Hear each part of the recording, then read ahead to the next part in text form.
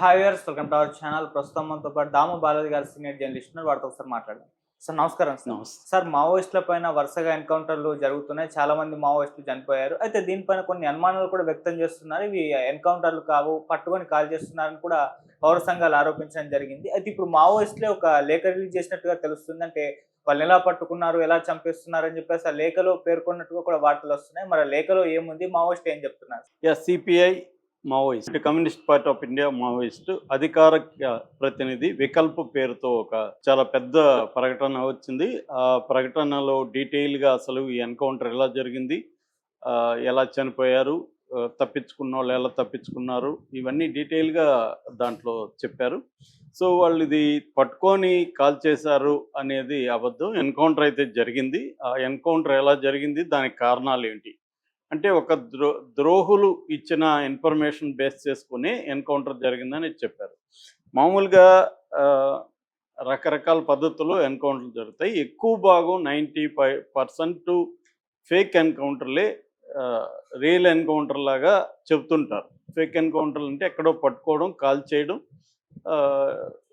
మేము వాళ్ళ కోసం వెళ్ళాము, వాళ్ళు కాల్పులు జరిపారు, మేము ఆత్మరక్షణ కోసం కాల్పులు జరిపాము, ఆ తర్వాత చూస్తే 10 శవాలు 20 శవాలు ఉన్నాయి, పక్కన వెపన్స్ ఉన్నాయి, లిటరేచర్ ఉంది.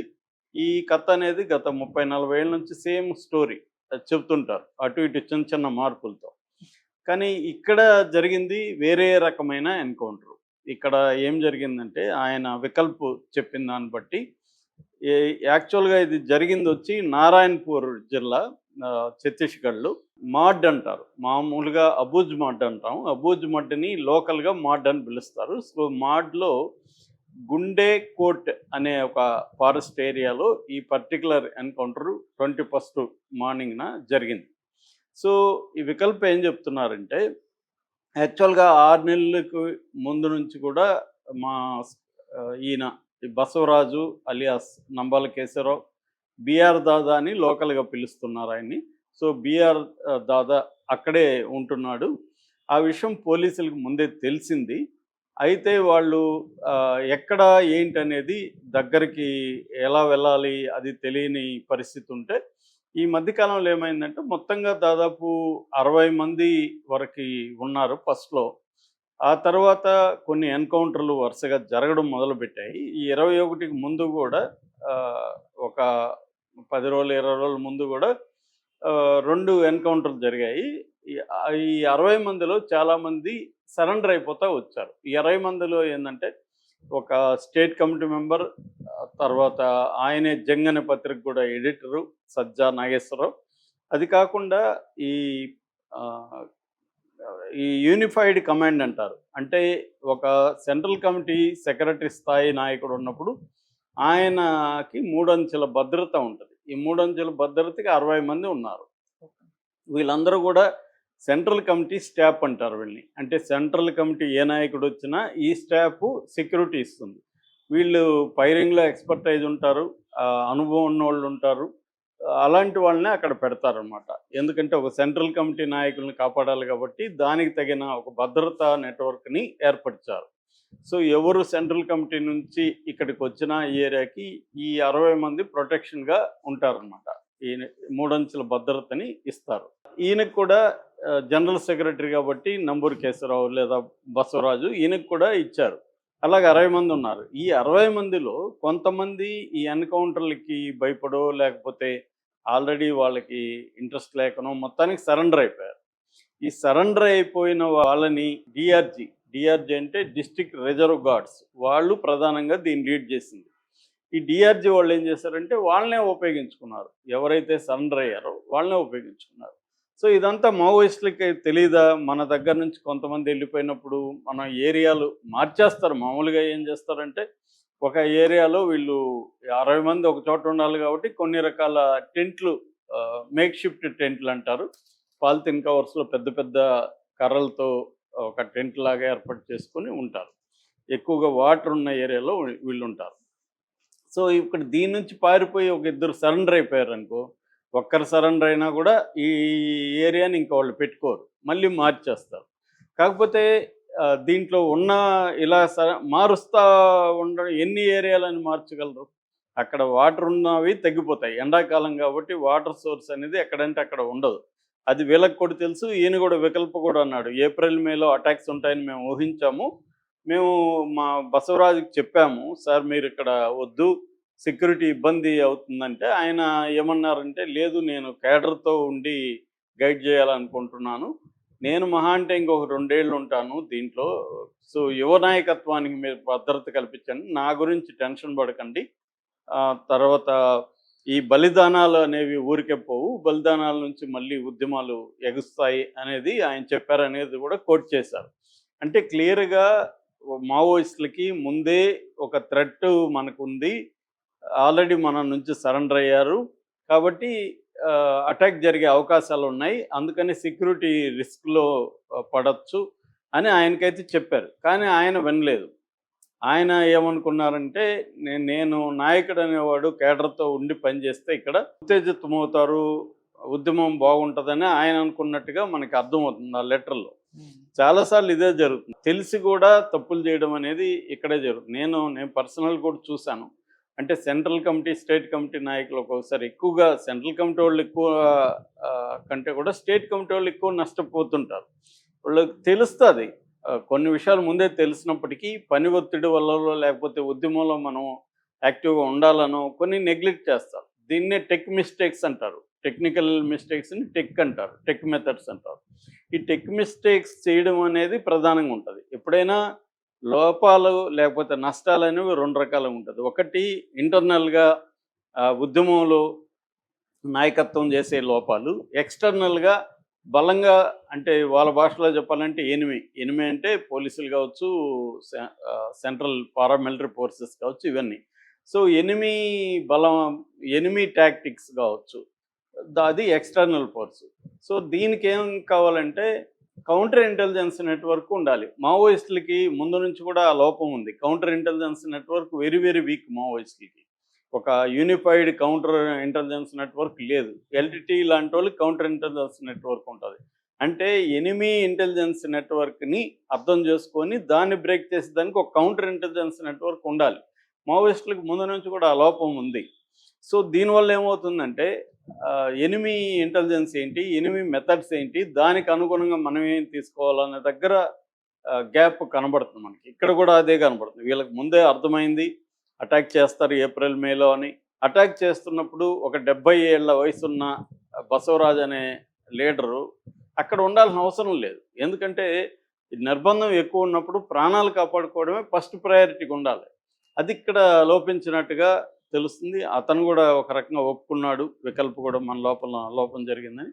సో ఏమైందంటే ఈ ఎన్కౌంటర్ జరగడానికి కొద్ది రోజుల ముందే ఒక హస్బెండ్ అండ్ వైఫ్ ఈ యూనిఫైడ్ కమాండ్లో ఉండే రక్షణ వ్యవస్థలో ఉండే ముఖ్యమైన ఒక భార్యాభర్త బయటికి వెళ్ళి సరెండర్ అయిపోయారు. సో వాళ్ళు ఎక్కువ హాని చేశారనేది ఈయన చెప్తున్నాడు. అంటే వీళ్ళు ఏ ఏరియాలో ఉండొచ్చు అనేది వాళ్ళు గ్రహిస్తారు. ఎందుకంటే ఎక్కడ ప్రాంతం ఒక 60 మంది ఉండడానికి అనుకూలమైన టెర్రైన్ ఉండాలా, ప్రాంతం ఉండాలా. రెండోది దగ్గరలో వాటర్ ఉండాలి, ఫుడ్ సప్లై ఉండాలి. ఇవన్నీ ఎక్కడ ఉండొచ్చు అనేది వాళ్ళకి అర్థమవుతుంది కదా. సో ముందుగా సరెండర్ అయిన వాళ్ళు, ఎన్కౌంటర్ జరగక ముందుగా సరెండర్ అయిన వాళ్ళనే ముందుగా చెప్పారు, వాళ్ళనే రెక్కి చేయించారు. రెండోది వాళ్ళకి ట్రైబల్ బెల్ట్లో కూడా మంచి పరిచయాలు ఉంటాయి. సో వాళ్ళల్లో ఎవరో ఒకరు ట్రైబల్స్ ఎవరు వీక్గా ఉన్నారు ఏంటి వాళ్ళకి అర్థమవుతుంది. వాళ్ళని పట్టుకుంటే కూడా ఫుడ్ ఎక్కడి నుంచి వెళ్ళాలి, వీళ్ళకి దగ్గరగా ఉన్న ట్రైబల్ దీని నుంచే వెళ్ళాలి. 60 మందికి రోజు ఫుడ్ అంటే కష్టం. సో దగ్గర నుంచి వెళ్ళాలి. సో ఫుడ్ ఎక్కడి నుంచి వెళ్తుంది అనే వివరాలు పట్టుకుంటే ఏ ఏరియాలో ఉన్నారు అనేది తెలిసిపోతుంది. అలాగా కనిపెట్టినట్టుగా అర్థమవుతుంది వాళ్ళ ద్వారా. సో అర్థమయ్యి 19 నుంచే ఎన్కౌంటర్, 18th 19th నుంచే స్టార్ట్ అయినాయి. 19th మార్నింగ్ 10 నుంచి స్టార్ట్ అయితే 5 ఎన్కౌంటర్లు జరిగాయి. అంటే వీళ్ళకి ఇది తెలిసే వీళ్ళు ఆ శిబిరాన్ని వదిలేసి ముందుకు వెళ్తున్నప్పుడు అటాక్ జరిగింది. మొత్తం 5 సార్లు జరిగింది ఒకే రోజులో. ఆ 5 కాల్పులు జరుపుతూ వాళ్ళు పారిపోగలిగారు. ఎవరు ఈ 35 మంది. అంటే 60 మందిలో 35 మంది మిగిలారు. మిగతా వాళ్ళు సరెండర్ అయిపోవడం అనేది జరిగినట్టుగా మనకు అర్థమవుతుంది. సో ఈ 30 మంది వెళ్తూ ఉన్నారు. ఇంకా నైటు ఒక దగ్గర ఉండిపోవాల్సి వచ్చింది వీళ్ళు. ఆ నైట్ ఉన్నప్పుడు ఏం చేశారంటే 20,000 మంది డిఆర్ఎఫ్ పోలీసులు చుట్టుముట్టారు. వాళ్ళు చుట్టుముట్టి కాల్పులు జరపడం మొదలుపెట్టారు.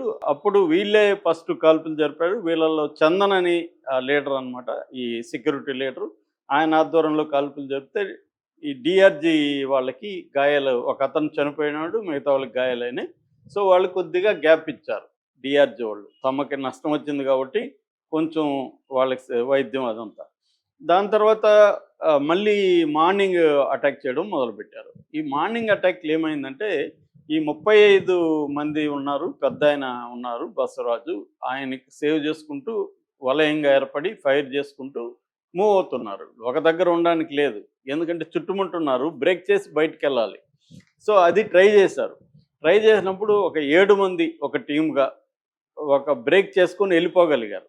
అంటే వలయం ఉంది. ఆ వలయంలో కాల్పులు జరుపుకుంటూ వాళ్ళు ఎప్పుడైతే కాల్పుల్లో మనం కాల్పులు జరిపినప్పుడు అవతలోళ్ళు కొంతమంది గాయాలయ్యి, కొంతమంది సైలెంట్ అవుతారు. ఆ గ్యాప్‌లో వీళ్ళు వెళ్ళిపోగలిగారు 7 మంది.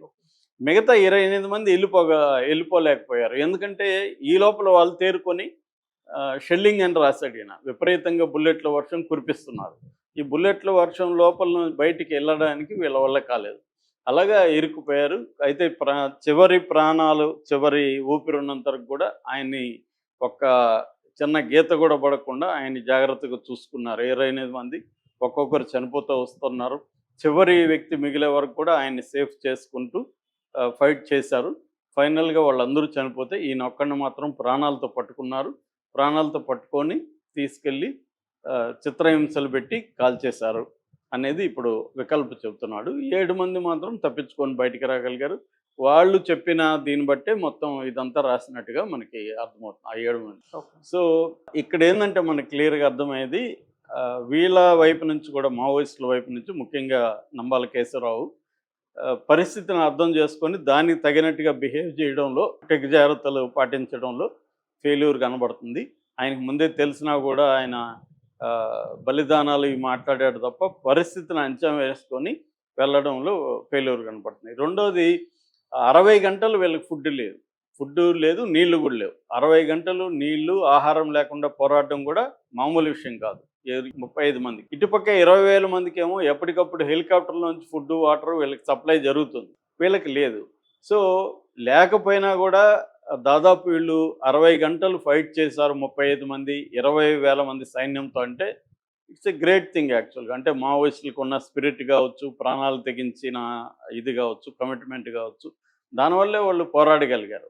ఇది విన్నింగ్ బ్యాటిల్ కాదు. ఎందుకంటే 35 మందిని 20,000 మంది చుట్టుముడితే బతికే పరిస్థితి ఎక్కడుంటది? అయినా కూడా 7 మంది తప్పించుకోగలిగారంటే ఇట్స్ ఎ గ్రేట్ థింగ్. ఈయన వికల్ప్ ఇంకోటి కూడా ఏమంటున్నాడంటే, ఇంకా ఎక్స్‌పీరియన్స్‌డ్ సెంట్రల్ కమిటీ నాయకత్వం ఉంది, బలమైన క్యాడర్ ఉంది, మళ్ళీ మేము పుంజుకుంటాం అంటున్నాడు. ఏదేమైనా ఇప్పుడు వాళ్ళ కర్తవ్యం చనిపోకుండా ఉండడమే, ప్రాణాలు కాపాడుకోవడమే. ప్రాణాలు కాపాడుకొని 6 నెలలో, 1 ఇయరో ఉంటే మెల్లగా వాళ్ళకి ఏదో ఒక రకంగా మళ్ళీ పట్టొస్తుంది. సో ప్రస్తుత మావోయిస్ట్ పార్టీ కర్తవ్యం ఏంటంటే ప్రాణాలు కాపాడుకోవడం.